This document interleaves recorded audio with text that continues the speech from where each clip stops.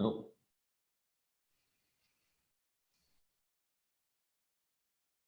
And I think we're live.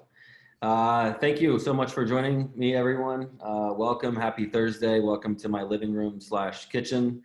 My name is Chris. I am the head of account management here at Wix. I do a lot of work with partners like you, I hope. I do a lot of work with our e-commerce users. I work with all of the account managers in our New York office. And I do a ton of work in the marketplace. And today we're going to be talking about a full workshop with two of our marketplace partners today on ways that hopefully you can optimize your performance in the marketplace. You can learn some new tips and tricks from some of your peers today. And we'll go through some of the ways that you can work to, again, improve your performance and hopefully generate more business through the marketplace. Joining me today is Dave and Mark. I'd love to let you guys introduce yourselves. Dave, let's turn it over to you. Tell us who you are, I guess, and then we'll go from there. Sure. My name's Dave Place. I'm an entrepreneur from the Boston area. And yeah, I started on Wix by creating websites for my own projects, like a house flipping, small company I have and things like that, and got good at it. And then, signed on as a Wix partner maybe a year and a half, 2 years ago. And just kind of took my experience from lead generation and, sales from other industries that I've been in and brought it here. And yeah, just been growing ever since. Welcome. Thanks for joining us. And Mark. Hi, my name is Mark. I'm the Business Development Manager at Tencom Web Development based in Chicago, Illinois. We are a full-service web design and digital marketing agency. And my role within the agency, as a business development manager is multifaceted. My key role is to drive the growth of this company. And that's what I'm good at, is improving sales processes. I love it. Thank you both for joining. I'm excited to dig into the subject matter today. I'd also like to point out too, if you're just joining, we have a live chat open. Make sure to send it in to everyone. We're going to go through all the chats. We have some of our crew members that are going to gather everything. At the end of the conversation today, we should leave at least 10 to 15 minutes to answer everyone's questions. So it's not just us three talking here. We'd love to hear what you think. And if you have any questions, fire them in. I'd like to also just address quickly what we're going to cover today. First, we want to start talking about communication. Whether you're new to the marketplace or you've been in the marketplace since its inception when it was the Wix arena, I think communication is the first thing that we're going to want to cover, is how to optimize your connection rate and your conversion rate with marketplace leads. Dave and Mike are here to give you their experience on how it's been successful for them. We're also going to be talking about driving revenue from services where we see a lot of users raise their hand within the product. We have over 36 different entry points, from support articles to the header when you're in the editor, to different moments in the digital marketing tools like the SEO wizard, where users can raise their hand and ask for help. But we're seeing guys like Dave and Mark actually parlay those initial requests into added services as well. So consider them upsells, and we're going to talk a ton about that and how you can do this as well. We're also going to be looking at how to generate more qualified leads, to refine your profile, refine the way that you're pulling briefs in from the marketplace, and just how to represent yourself well, which kind of segues nicely to the last point. It's just building your credibility, not just with your marketplace profile and your portfolio, but in everything you do, right? So let's jump right into it. I'd also like to point out too, this is the first conversation that I've had in the last 3 months where everybody has a collared shirt on. So we're making history today, fellas. Nice. Used to dealing with t-shirts and sweatpants, and everybody's working from home. So we'll kill the screen share for now, and we can just get into it. I'd love to first start with the idea of customer communication. I think first I'd love to hear from you, Dave. I guess let's walk through from the beginning of the user journey. Somebody sends in a brief to the marketplace. It just hits your inbox for the first time. What happens next? I guess, what's your process like? Yeah, so first thing look for is if there's a phone number attached to it or not. I feel like maybe third of the time there's a phone number, and the other parts there's not. When there is a phone number, I don't know if it's my own mindset or what, but I feel like they're just a little bit more invested. If they're willing to type in the phone number, it might mean they want a little bit more. But either way, when you have a phone number, I just call it. And I just speak like I'm speaking to you now. Hey, this is Dave from Let's Design Your Street. And the number one thing I have to say in the first sentence is, I got your inquiry from Wix, because what that is telling them is, you came to me, I'm responding to you, not I'm some random telemarketer.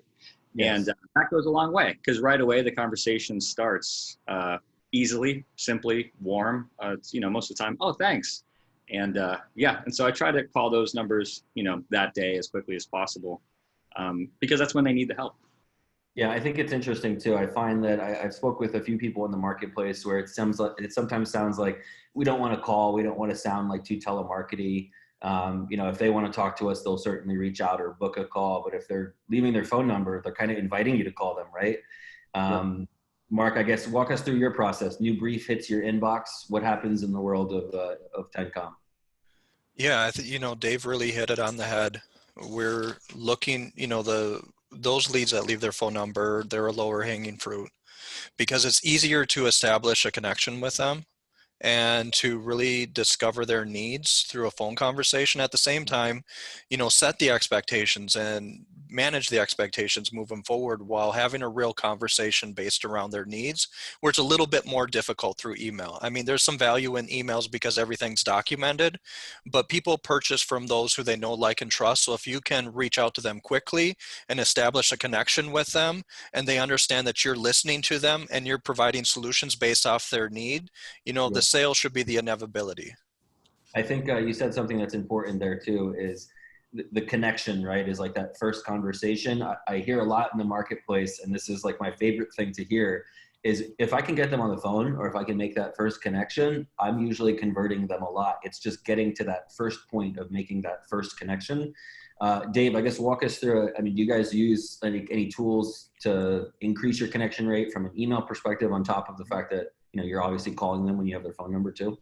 Yep. So I spent, days crafting an email that works in the psychology, the sales communication ends, that there's not too many words. There's just the amount of right words. It feels warm, comfortable. It's, it's a template, but it feels like it's coming from me genuinely. And I spent a long time getting that email right, because what I do is I send that out to everybody, as soon as I can when I get an inquiry. Whether it is a phone number or no phone number, that email goes out anyway, because some people, they'd rather email back, and I want to respect the way everyone wants to communicate. And so, if someone answers the phone, oh, by the way, I sent you an email as well. If I leave a voicemail, send you an email as well. And if there's no phone number, they get an email first thing first. And that starts the process, because maybe, I don't know, 5, 10, 15% respond to that email. Like, oh, great. I'm glad. Thanks for getting back to me so quickly. And the other 85%, if I don't hear from them, I'll send them another email in 3-4 days, It's kind of like a drip that you're saying. It's funny you mentioned that too. I have friends that I'll call them, it'll go to voicemail, I'll hang up, and then they'll text me right back and say, what's up, what do you want? And it's just like, yeah, I've even when you hear the phone, right? There's preferences. I think, especially younger generations, I feel like they prefer to communicate email, text over instead of answering a random phone call. That's kind of scary for some people. Exactly. And when they don't have a voicemail, I'll just text them. I'll just go, hey, sorry to text, but my name's Dave, got your inquiry. Your voicemail box was full. Just want to let you know, here's who this phone number is. Again, all bases, without being redundant, without being too bothersome. What are you guys, Mark, in Chicago? I guess, what are you guys doing in terms of a drip? Is it like an email cadence or something that you guys have set up? How does that work for you? Yeah, we believe that, to think that we're able to get every client on the phone, even if they leave their phone number, is not going to be realistic. A lot of people, it's kind of like the scenario, you call and then they text right back, what's up? Well, they don't know who's calling. They want to guard themselves against a telemarketer. So following up with an email right after the call really helps. Let them know, who's calling, and invite them to schedule a call would be our next action. And then from there, we put them in, it would be like a drip campaign.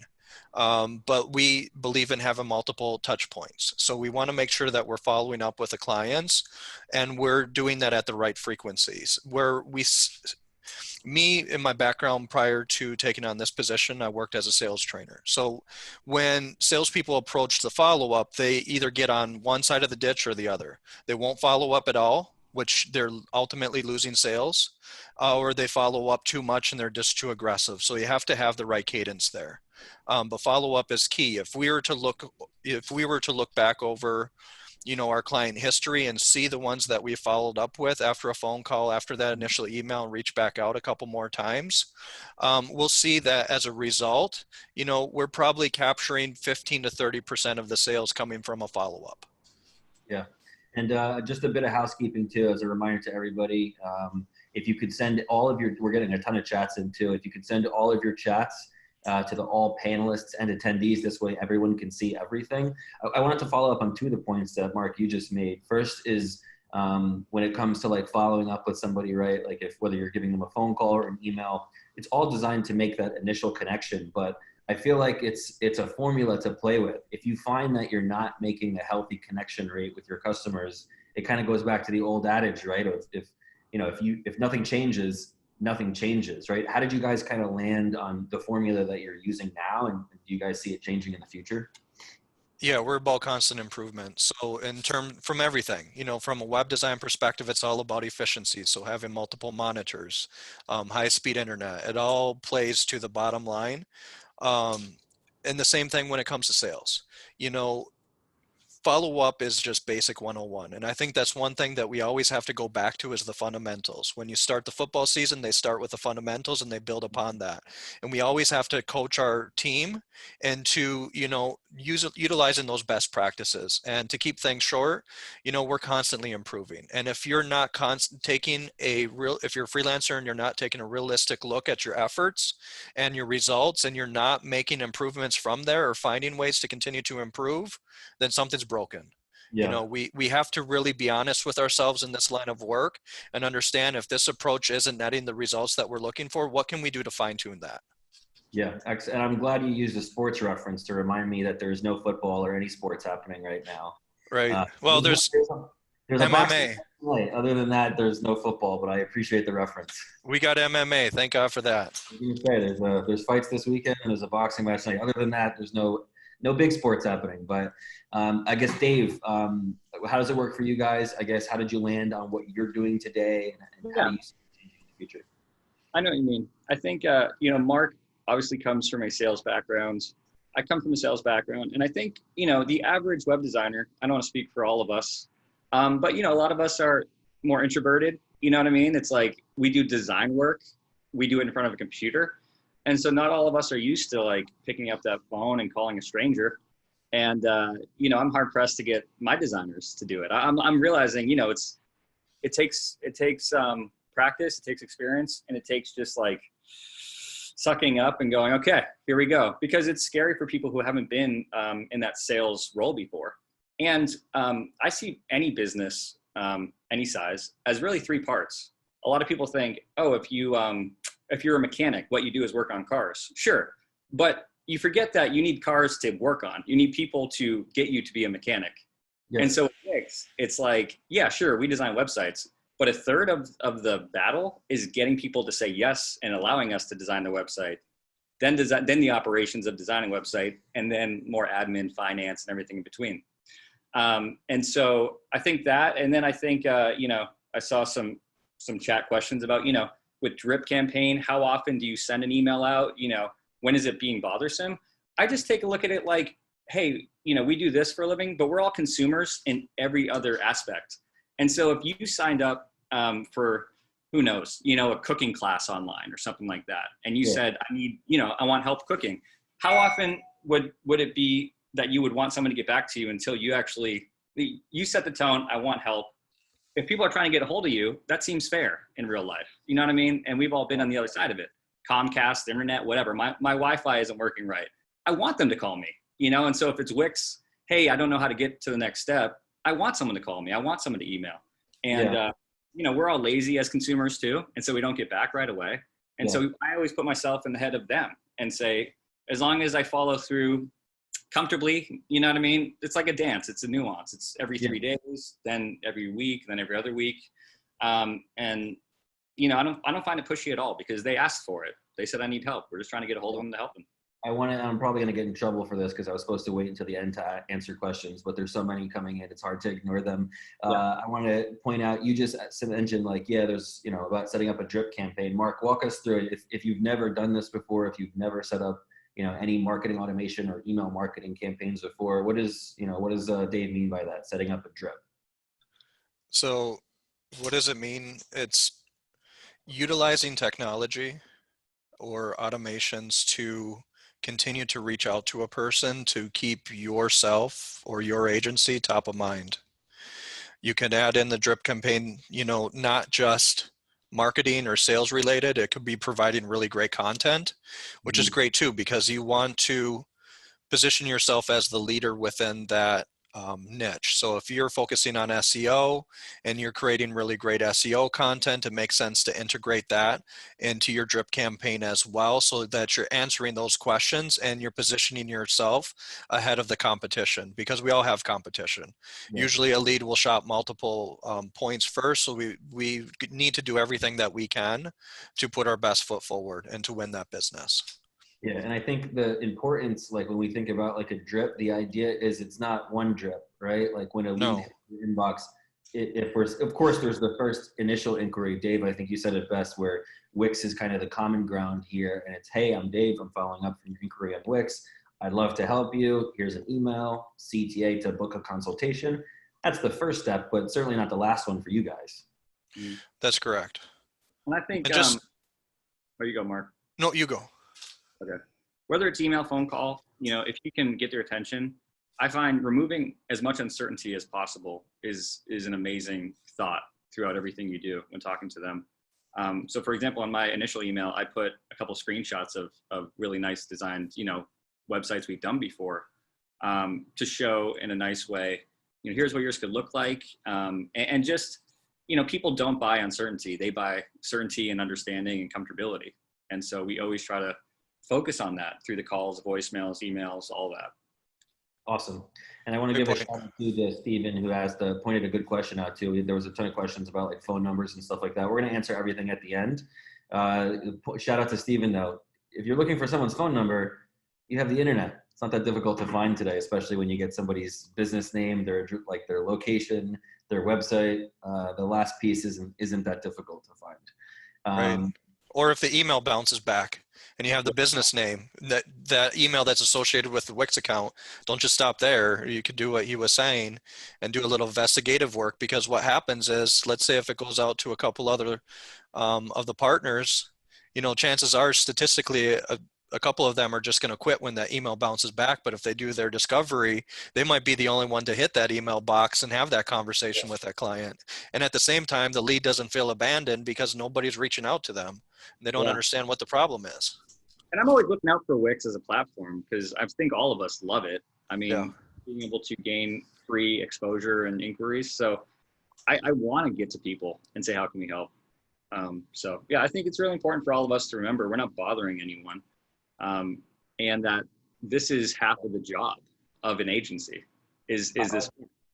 Yeah, I like to think of it too. Like, I mean, I've done paid like customer acquisition campaigns for other like software as a service startups that I've worked for. If you're buying the traffic, imagine if you were buying traffic from like, from the marketplace, or doing any customer acquisition campaigns. You're acquiring traffic from Google, doing PPC or doing Facebook ads. You're constantly working to optimize, right? Like you need to make a healthy connection rate, a healthy conversion rate to justify the investment. With Wix, it's amazing because it's all free, but it doesn't mean that you shouldn't apply the same business tactics that you guys just described. Because again, it results in stronger connection rates and hopefully more business for your agency. Yeah. So I have other industries, and we know, like, I revere these leads because any other industry, they're not free. You pay $50 per, $100 per, and it's the same success rate.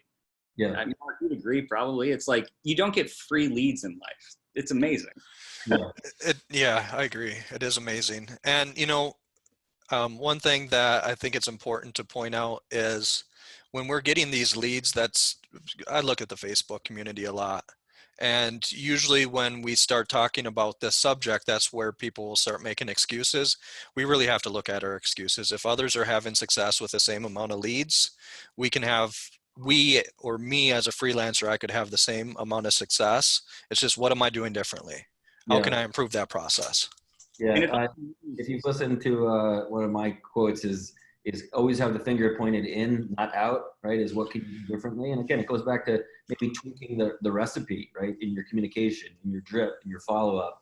And it leads nicely into the next subject that I wanted to get into is, when do you feel like you're reaching a point of diminishing returns, right? We've talked about all the good side of it, right? Of setting follow-up emails, phone calls, again, in an effort to increase your connection rate. At what point do you guys get to the point where you're either rejecting leads or you're pulling back on your efforts because, again, you're crossing the threshold, for diminishing returns? I guess, Dave, let's maybe start with you. Yeah, I mean, every now and then I'll experiment. I'll call back months, and just recently I got a conversion from October of last year that said, "Oh, thanks." You know what I mean? It's like, I've been kind of waiting on this, but I think I should start. And so the percentages are going to go down. But to me, I don't know. I mean, I don't ever think it's dead, unless they tell me, "Hey, I've been helped by someone else," or "I figured it out on my own." Well, they're kind of outright saying like, "No, thanks," but like, it's not like, you haven't got in touch with them and you have to, keep the chase going. Exactly. They just changed my mind, or I want to hear them tell me in an email or phone number, like, "Oh, I figured it out. I'm all set. I found someone else." And they almost always do it politely. But that's my goal. And yeah, I think whether it was months ago, last year, I don't see them as dead until I hear from them that they want to be dead, and from, a dead lead. And also, what was I going to say? I don't know. I think this long list, and we use Excel sheets, off of the Wix platform. We'll take all the information, put on Excel sheets. So I just scroll through this, hundreds of rows, and just say, every now and then experiment. Can I call back? Who answers? And yeah, we still get leads. It's a smaller percentage, but they're still there waiting, which is nice. I guess, how does it work in your role? I just seen a comment from Jan, and that was really good. That was actually something I was going to touch on. So great job, Jan. Save the question for me. I want to have some subject matter to cover. So you always have to think on your feet. So if somebody says that they're good or they found somebody else, always be upbeat, and say, that's great. But I encourage you to bookmark my information, keep my information handy. So if you need anything in the future, I'm always here to assist you.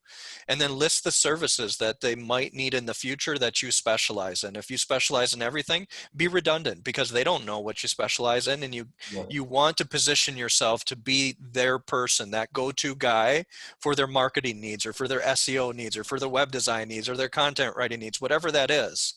Yep. And that's one way to, and we've seen it happen time and time again, where, our employees will do this, and then that lead will come out a year, maybe 2 years later, and reach out and start that conversation. And then, we move into other services. Awesome. So never see that as just a loss there. Look at it as, an opportunity to sow a seed. Yeah, for me, I think there's two buckets when it comes to, like, I guess, call it the end of the road, right? There's the non-responsive bucket, and then there's the no bucket. The no bucket is what it sounds like. It's a no bucket. But the non-responsive one, again, I look at that as a more opportunistic bucket, where I think, Dave, you said it best, like, somebody's, writing you back since October. There's like a 9-month delay there, right? So I think we're going to see examples like that. I want to jump into the next subject, just because we're already at the 20-minute mark, and I want to leave time for questions. It seems our round table of 3 is now round tables of 100 based off of the questions that we've got. Let's turn. I wanted to talk about this one because I think you both have experience with this, and this is something that's especially relevant to everybody on the call now, is how to generate more revenue from the leads that you're getting from the marketplace. 2 weeks ago from today, our CMO, Omer, joined us, and we talked about the explosion in demand with logo maker leads. I think this is kind of partly as a result of the coronavirus, where more new businesses are at the inception point. Creating a logo comes first, developing a brand, then comes website, then comes digital marketing. So we're seeing that big influx right now at the top end of that user journey of people creating and wanting to create logos. And how have you guys fared with that service specifically, and how has it worked being able to A, convert those, and B, maybe parlay them into other services. Mark, I guess let's maybe start with you. Yeah, it's been going great for us. We look at it as an opportunity, a starting point. Usually it's a starting point for a business. It could be somebody that's got a job and they're looking for that side hustle and they need to think what they can do to better provide for their family. Or the coronavirus put them in a hard place. Now it's time to get this thing going. And I think the first thing that we have to look at is not assuming that it's just a logo design and selling ourselves, or worse yet, the client short, but looking at things from a big picture. So what we like to do with every person is have a conversation. We love to get them on the phone, have a conversation with them, discover their needs. If they have a website, we want to look at the website. It's going to give us an idea of the branding that they like and where they're at and where there's opportunities for improvement. If we're looking at the website and they're saying they need a logo, and we're looking at the website and they're saying that they have a lot of people are visiting the site, but nobody's staying on the site. Well, that tells me there's areas of opportunity there, and we can just tailor a pitch to them. So to kind of give you an idea of our success as an agency, we really look at the numbers. The data never lies. Yeah. So when we're receiving these logo leads, we're seeing that over the last 2 weeks, 43.8% of those leads have been upsold into other services. And it's a wide range of services that are tailored to their needs, from web design, copywriting, producing a slogan or a tagline for them, video animation that's complementary to, a logo design. And there's a lot more that I can't even think about. And then over the last 2 months, we're looking at 52% of those logo leads have converted or been upsold into other products and services. And 20% of those that started with a logo have moved into a website as well. So there's huge opportunity there. I think it's important to note too, right? I think a lot of times folks in the marketplace, someone says, hey, I need a classic website, or I need help with ads or SEO or a logo. It doesn't mean that's all you need, right? Remember, the user can only select one service type when they're going through. So when they're raising their hand, I think that's not them saying, this is all I need, right? By your own admission, Mark, we're seeing other services. Dave, how's that for you with some of the leads that you've got as well? Are you guys seeing different patterns, similar patterns? Yeah, well, I'll first bow down to Mark with his data. I mean, I think all of us as designers, we crave that. We crave the knowledge of 50% conversion above and beyond what you already have. That's amazing stuff, and that's what we all should get to. We all should strive to get to a point where we know the back end, where we just came from, hindsight data. But yeah, I think with logos, with smaller tasks, one, I'm always thinking long term. To me, this is someone who needs a logo or needs a little help on the start of the website they built. But if I can get in touch with them and this is a real conversation, okay, there's probably a good 30-50% chance they're coming back later on for something else if we treated them well and we're nice to them. Yeah. I get to the point where if I know I'm going to be on the phone with this person for 5 or 10 minutes, I'm like, crap, let's just throw up Wix. Let's do this right now. You know what I mean? I'll play tech support for 5 minutes and get this done for you. And then just give me a nice review and come back to me when you're ready. I mean, whatever it takes. I see it as, I don't look at the categories like they're set in stone. I almost try to ignore them. I'll take a look at them, make sure I understand. But from there, I want them to speak to me. Like you said, they only get to pick one. And they don't do this for a living either. So they don't even know sometimes what they're trying to tell us. So I really want to give them the stage via email or phone call and let me know exactly what they're needing, what they're hoping for. And I'm willing to pick up the small tasks, for a couple hundred, because I know that not only it's free promotion later on too. If you help this person and they give you a review later on, who knows, a year or two from now, it's like, oh yeah, my sister wants a website. So I'm like, this is all part of the growth. And you have to think long-term for every lead, and no lead's too small, no lead, doesn't matter. Sometimes there's really weird names and I call them up and they're a wonderful person. It's like, I never heard of that name. Is this a typo? And they're just awesome. And so you mentioned something too that I thought was helpful too, is the idea of like, maybe it's just, you need help with something very small. And sometimes it feels like, well, maybe they should just go to Wix's support. I think it's important to note, again, we have over 36 different entry points within the product where users can raise their hand and say, I need to hire a partner to do this. Do you know what one of the most successful entry points that we have in the product is? It's actually in the support article, where after going through support, the user says, you know what, I can't do this myself. I actually do need a partner.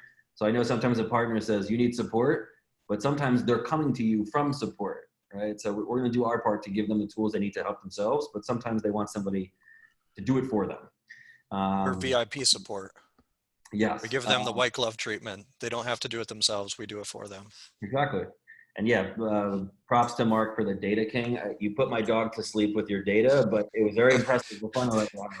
I'm just kidding.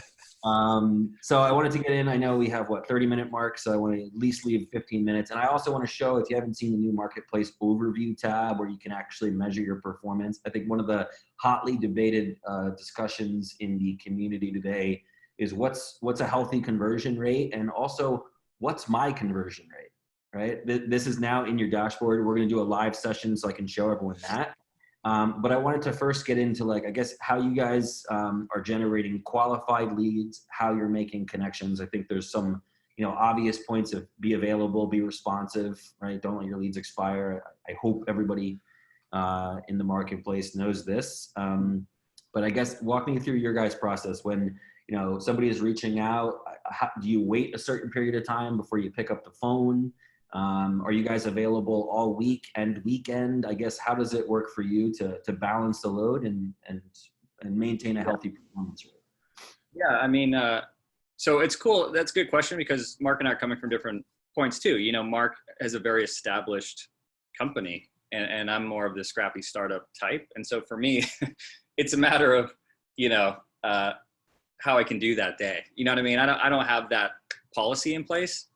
I just look for, if it comes in, if I'm available to call right now, let's do it. Because once again, if I'm inquiring on some platform, I inquire on Chipotle.com. Hey, I couldn't order right. If someone calls me right away, I'm like, oh, that's awesome. You're happy, right? Isn't that the best case scenario that you're already still on Chipotle.com and your phone rings? What better thing could you have?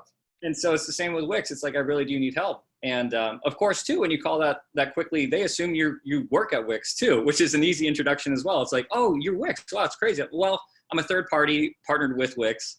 But yeah, we love Wix. We help them out all the time. So I really try to get them as soon as they need the help, because that's how consumers work. You need a belt when your pants don't fit, not a week after your pants don't fit. So So I see it as timing is everything. And then when you can't get it that day or the next day, I try to get to it as soon as I can. I mean, these are very valuable, worth hundreds or thousands of dollars. And if I'm just staring at them on an Excel sheet, I'm going, geez, Waiting for it, right? My first job out of college, I was a sales development rep. I basically just cold called a physically printed piece of paper of businesses to sell applicant tracking system software to HR professionals. If I'm cold calling people, like I cold called Nike once, I'm not cold calling Nike maybe first thing in the morning on Monday. I might wait for that one, but you better believe if Nike reaches out to me and says, hey, we'd like to talk, I'm not waiting for anything. I'm picking up the phone immediately because you raised your hands. I'm not proactively pinging you, right? I'm just responding to your inquiry. I think it's a good point, is no real reason to delay. I think that was one of the questions we had, so we can cross that one off for now. Mark, I guess walk us through your process. I mean, you guys seem to be available all the time. How are you handling it? And I guess what's been your process like to be available and obviously handle the responsiveness that you need to have in the marketplace?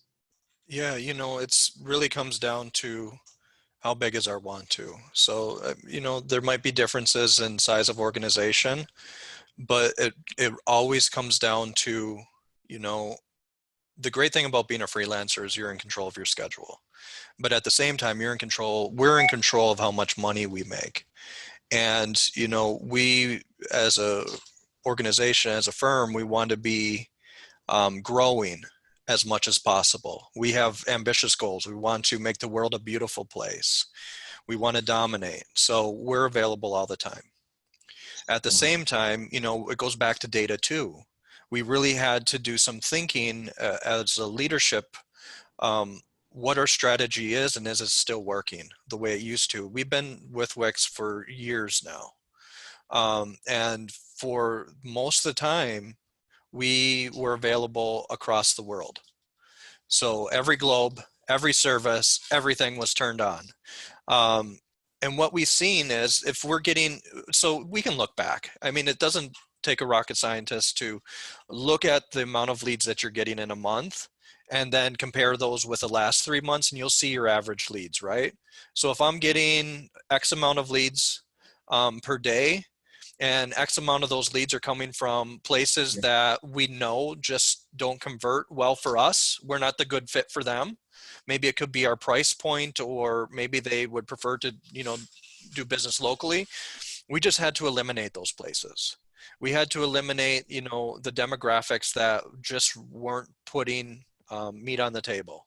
So we got highly focused on the areas that we're serving, as well as the services that we're serving. For us, some of the services, it just doesn't make sense to receive leads from in the Wix Marketplace because we're adding them as solutions down the road. Yeah. We really want to be focused on everything that we do is very intentional, and we're always refining that process. So, to go off of what Dave said, getting them on the phone, that's important. Contacting them right away is very important. Not letting your leads expire. If you let your leads expire, that's horrible. I don't know exactly how it works in terms of the rules. I will come for you if you let your leads expire. Chris will come for you. And I think you might, have mastered a rear naked choke. Yeah. So you let your leads expire, you're really hurting your business. So the best thing to do is if you're not available for the weekend, turn it off for the weekend. If you're available for the weekend, don't look at it as a drag. Look at it as opportunity, because there's a lot of freelancers, I'm willing to bet, that they're just not willing to work the weekend. Where if you're willing to put in the hustle, put in the hard work today, who's to say where you can grow to tomorrow, next year, 10 years down the road? I like what you said too about like refining your profile. We get a lot of questions about that, where it's like, hey, I'm getting leads from this geo. You guys, everybody controls that, right? You can moderate what geos you're operating in, what main service types you're operating, what sub-service types you're operating, language, everything. We're going to jump right into that too. But Dave, I want to hear from you about that as well. I know that you guys made some changes, and I think Mark, you've maybe been in the marketplace since it was the arena and a really long time ago. Dave, relatively new within the last year and a half. Last year, yeah. What's been your transition? Yeah, so I mean, of course, with that marketplace and your own profile settings, my first thought is like, ooh, don't touch anything. But I, after being able to talk with our liaison from Wix, Joe, he said, he said, feel free to give it a try, So we had worldwide before thinking, oh, the more people in the world, we have a 7 billion people net compared to, US 330 million net, that to catch leads. And he said, I don't know if it works like that. I mean, and I said, what happens if it does? He goes, well, what happens if you take it off and just do US for, a week? It takes experimenting. And as Mark keeps on pounding, it's like the Toyota way of like precision, consistent improvement, continuous improvement. And so we took it off and just kept it to US, Canada, Mexico. And then we saw the same amount of leads, but just from, the States. And then Mexico, I realized my phone can't dial Mexico, but it can dial Canada. So I took off Mexico, and now I get the same amount of leads from US and Canada. And so, yeah, that was extremely helpful. And then also dialing down the services you provide. This new rollout you guys did with the profile and seeing how you do with each service in terms of submitting project is amazing, because now I can take a look internally at myself and at our team and say, geez, are we lying to ourselves if we have, never have been able to help these people, even with a small amount, hundreds or thousands have asked about classic websites over the course of time. Only 30 to 100 have asked about something else. But if I have 0 on there, should I just take it off? Because obviously it's not working for Wix. It's not working for me. It's not working for the lead. So, yeah, I'm trying to constantly dial back, and just dialing just the geo alone was extremely helpful. Because once again, about those phone numbers, now we have more phone numbers in the US. So it's much easier to call. And then I think on the Wix Marketplace, more people in France as designers get the French people. You know what I mean? I'm not taking from other people who know the language better, who have the currency better and all that. So Yeah. I think it's a win-win for everyone that way. I think that's probably a good time to call up the dashboard that you're talking about too, because in both of your cases, right, I think you both have and that's why I wanted to ask you here today too. You have a similar journey line where it's just like when you're starting on the marketplace, it's commonsensical. It makes sense.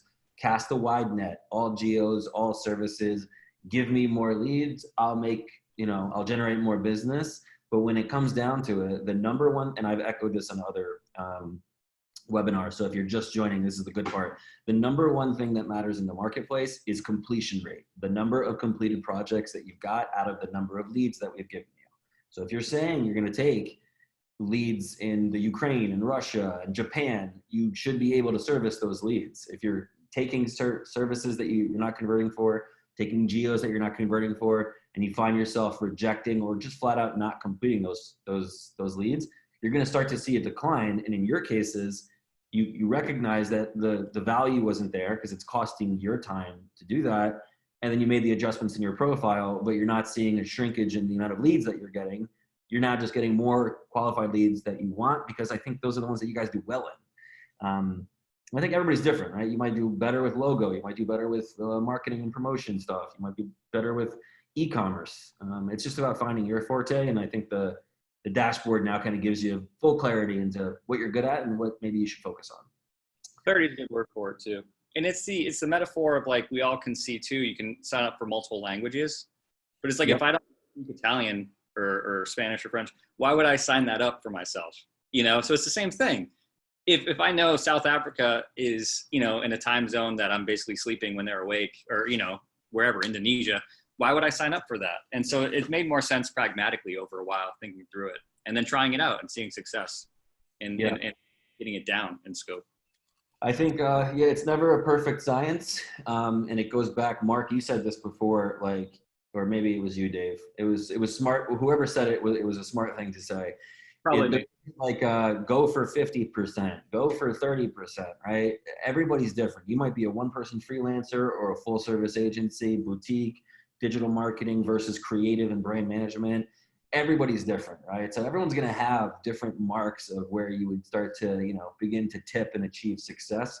I don't think it's about, just hit this number in the marketplace and everything's great. It's just about being a little bit better than you were last month and better than you were in the month before that, right? So I think the only person that you're really competing against is yourself, right? Is keep trying to work on improving what your completion rate is. And speaking of completion rate, we can see it here. This is our new overview, and I hope I'm sharing my screen. You guys can see it, right? Yeah. Okay, good. And hopefully the other few hundred people that are watching can see it too. This is the Marketplace home tab. If you haven't gone here, it's in your partner dashboard under the Marketplace. And the first thing that you're going to see is the overview. And you'll be able to see the project completion rate is what dictates, and this is one of my producers' fake accounts, so we're not actually showing anybody's real performance or going to dig into your actual leads. But Mark, I guess you guys look at this often to be able to measure your performance. How do you guys use this page? And is it something that you guys are checking out daily to check your performance, say in the last 30 days versus the last 90? Yeah, we do check it. We love data. Data's our friend. So it gives us an honest opinion, because quite frankly, there's some metrics that we see a huge percentage of completions. And there's other metrics that I would just assume that we'd see a very high percentage, and we really have to, those are things that we have to figure out. How can we get that up?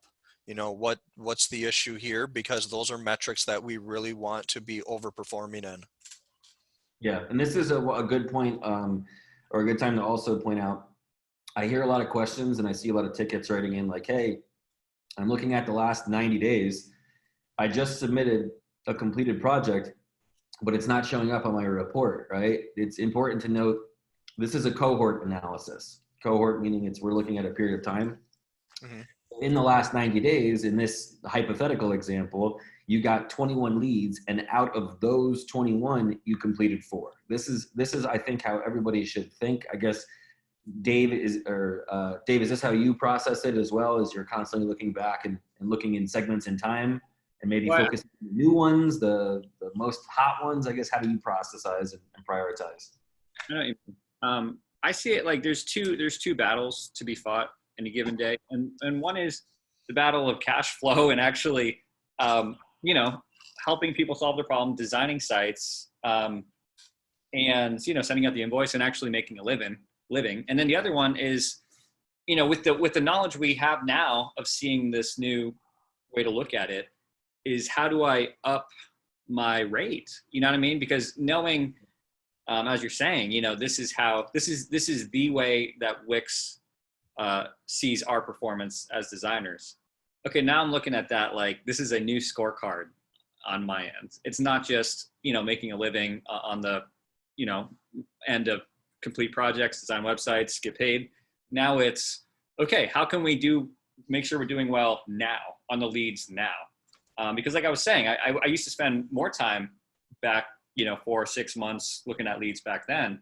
Now knowing and acknowledging that, you know, Wix wants to see performance within the next 30, 60, 90 days, that tells me, okay, so I got to get these leads. You know what I mean? Like double back on them first. It's a recency thing too. I don't want to make it sound like it's a big brothery thing, like Wix is monitoring your performance. This is a tool I think, to help you manage your business better, right? And I think recency becomes like an important thing. I think a lead that just hit your inbox right now is probably going to have a higher probability of converting, whether it's tomorrow or 3 months from now, than a lead that you got last year, right? I think that's probably obvious, but I think this helps you kind of look at your performance over time. And I think it does really just boil down to your total completion rate. When we look at it and anybody asks like, hey, what's my completion rate? It's going to be looking at you in your dashboard. And again, there's no magic number here, right? I think it's just about improving performance. And if you see, like Mark, I think you said there's examples where you guys see strong conversion, and then there's probably some services where, you know, you're looking at goose eggs. That's where you can begin to optimize. And I think, again, you guys can control all of this in your settings.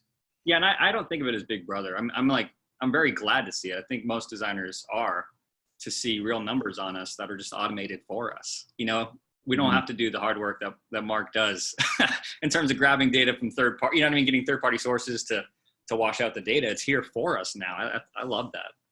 Yeah. We are almost exactly at the time where I'm going to stop sharing my screen, and we're going to go right back to looking at our faces, and we'll turn it over to some Q&A. We have 14 minutes. So since we got so many, I'm going to try to get as many of these as we can. And we will be recording this and sharing it. So we'll try to get as many questions answered as we can.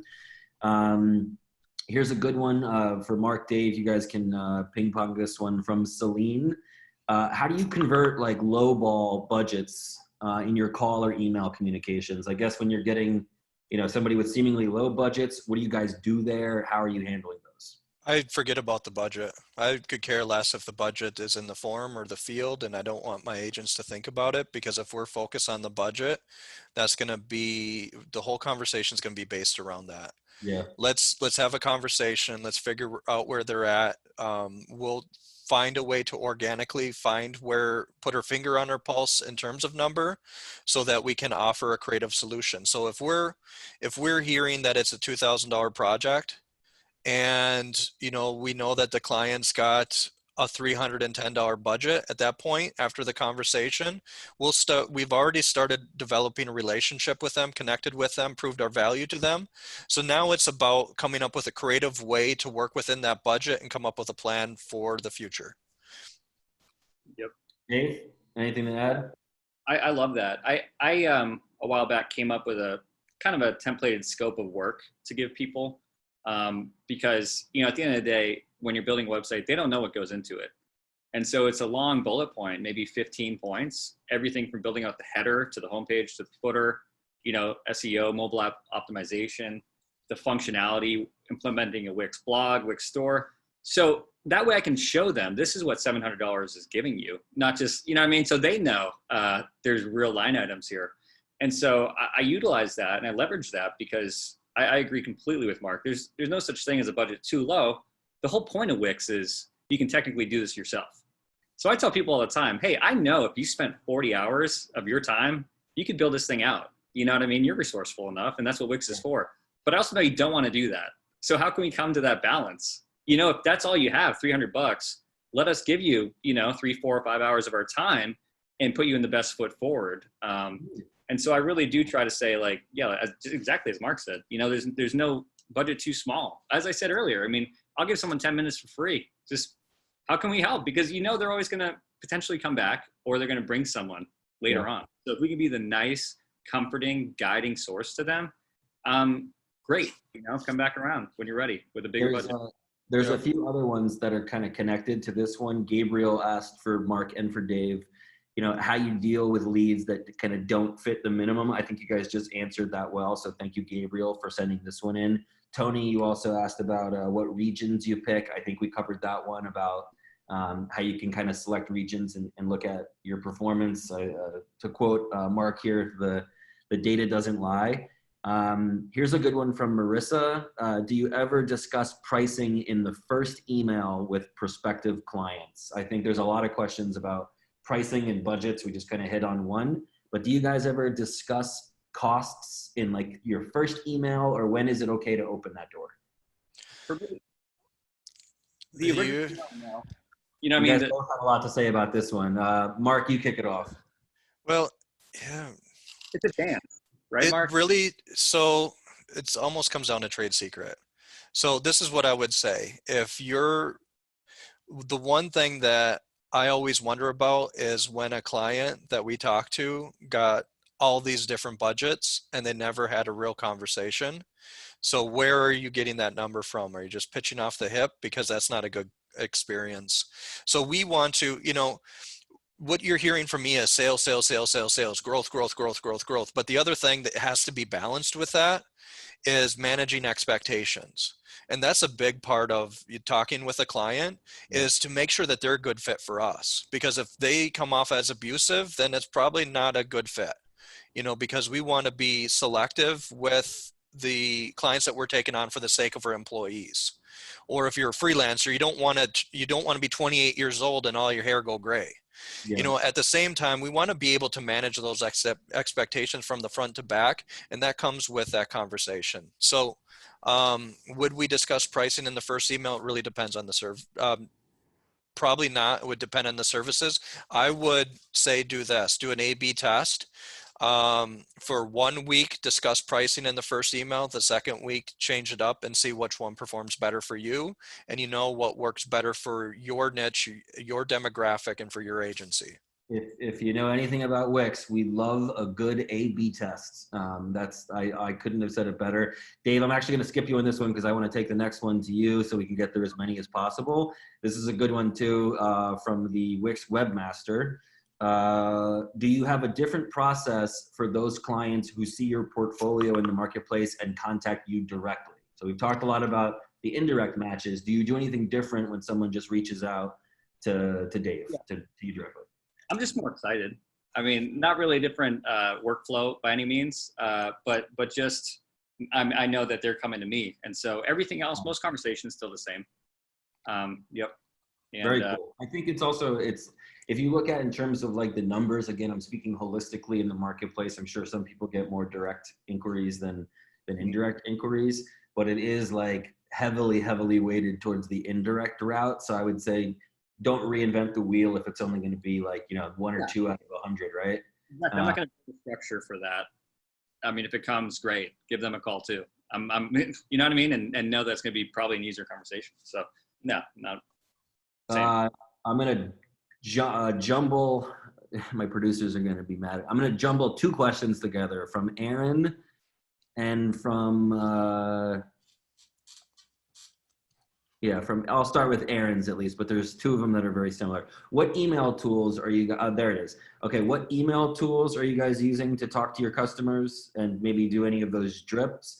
And then also, are you guys using any of Wix's tools like the invoice or quote feature when it's time to actually, you know, open the door to what the cost is going to be? Yeah. So for us, one thing that I found free is like a Google Chrome tool that you can, when you send out emails, find out when they read them, which is pretty cool. And so, Yes. you know, And, so and you called me Big Brother before, right? yeah. We know when you're reading our emails, Chris. Yeah, Spot has a good one too. So I think a lot of people are using that today. That's Yeah, I'll great. flip it on sometimes, flip it off sometimes, but it just helps. You know, if I'm sending out a bunch of emails, if someone reads it and I have their phone number, or you know what I mean, I can send them one, you know, an hour later, being like, oh, at least I know that they opened it. There's a better chance. So I do that, and then also I look every now and then for good CRM systems, automations. You know, I used to invoice through. I used to do it by hands. Like I you know, originally just PDF emailed, and then I started doing DocuSign, and then I moved over to a program called Dubsado. And so I'm always willing to maybe every couple months check in of, you know, what could be more automated, what can be delegated better. Because Mark's time is valuable. My time is almost as valuable. And so we want to look for what can we do best, and then what can we automate elsewhere. So yeah, so I look for programs every now and then. It still doesn't fix anything though. You know what I mean? It's still about the special sauce and the nuances of communication. But yeah, I'll look for any way to streamline what I do every now and then. Very cool. And it also just a quick Wix update too, right? So if you're looking at like, the question was about like Wix's like quote and invoice tool. If you're using like the workflow and some of the tools that we have in Ascend, to me, like I think the real advantage, especially if you're a newer agency and you don't have a ton of infrastructure in the world of like a customer relationship management tool or a client billing tool, we have those tools. You can use Wix to manage your leads. You can use shout outs to set up an email campaign. You can create automations to send emails to them automatically. And we do have the ability to actually bill them as well using Wix payments, which now also has the ability to do subscriptions. This is something Omer mentioned 2 weeks ago on the AMA session that we did with, I think it was the same community. You can bill customers on a recurring basis. So if you guys operate on a retainer, you can use Wix payments to set up like a monthly installment, whether it's for recurring SEO, for site maintenance. So we have those tools, use what works for you, but Wix has those as well. I saw a new one For the email campaign. Yeah. To be able to, you know, we purchased Ascend and then was able to just drop in, you know, these contacts and just send out these email, and we're selling that to others too, you know what I mean, to other businesses. So it's nice to use it ourselves as often as possible. Yeah, and I'm trying to get through as many as possible. If your questions aren't answered, my personal email is Christopher, regular spelling, @wix.com. If you have questions about the marketplace and they're not answered, we're just trying to get through as much as possible. I'll turn to Monique, who had a good one about, I'm hearing about designers, current rates in the marketplace, and then the number of leads that are converted versus submitted projects. It has been said that in the marketplace, you can remove designers if they don't reach 1%. And, you know, is this true? What's a good conversion rate was another question. What happens is, again, it's a performance-based system. So it's not about removing you if you don't meet some threshold, but if over time we're seeing that you're not completing projects that other partners are completing, the algorithm will rebalance the traffic, where if you're completing projects, you're getting more leads. If you're not completing projects, you'll get less leads. Over time, if you're completing 0 projects, there's a chance that you can get to a point where you're not getting any leads for either that service type or for that geo. If anyone has any questions about like how the marketplace works, and we want to unpack any of that, contact me directly, Christopher@wix.com. I will have a personal consultation with you. You're going to be a busy man. I see a lot of people contacting you on that. Getting my email out. I don't mind. I like talking about stuff like this. Here's another question. And I think we might have covered this. How do you guys deal with leads from other countries? You said you received a lead from Spain and there's a big time difference. Do you guys work in other time zones? UK, yep. Australia? Okay. Yep. I used to. I try not to anymore. Try to stick to US and Canada. But, you know, it wouldn't stop me. If someone made a mistake on their inquiry sheet, I'd still do what I could. Right. They're from America and they're in Russia, you know.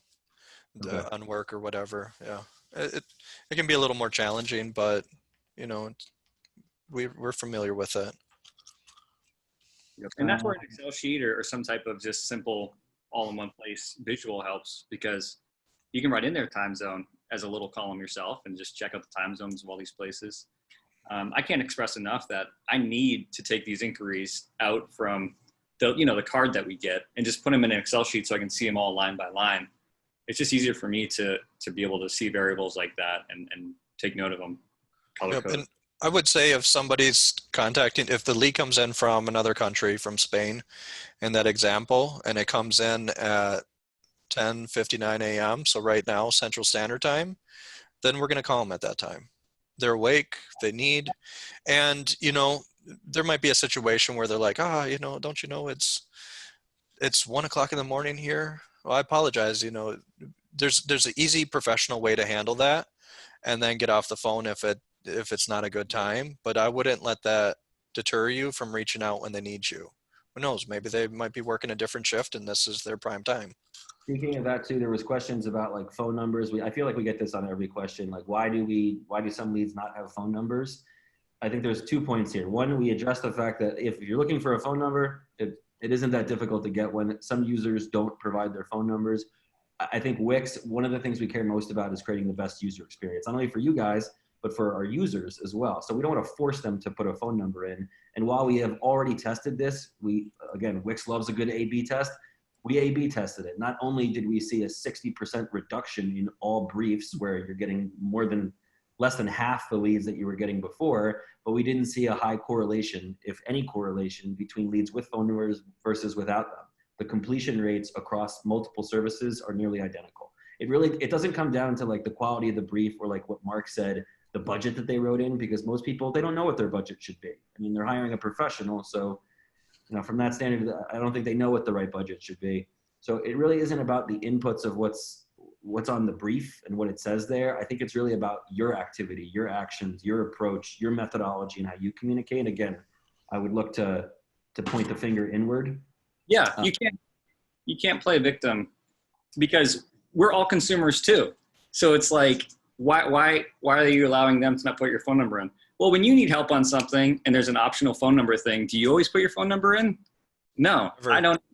We're done. That's the answer. And so when Wix is sending us people for free that need help, if they don't have their phone number in, I don't judge them. I don't judge myself. I don't judge Wix. I go, okay, how do we get a hold of them? Period. You know? So yeah, I mean, Wix has just set up a beautiful situation for us, and they're always going to improve. In the meantime, you know, we can just continue to grow on our own and work on our own process.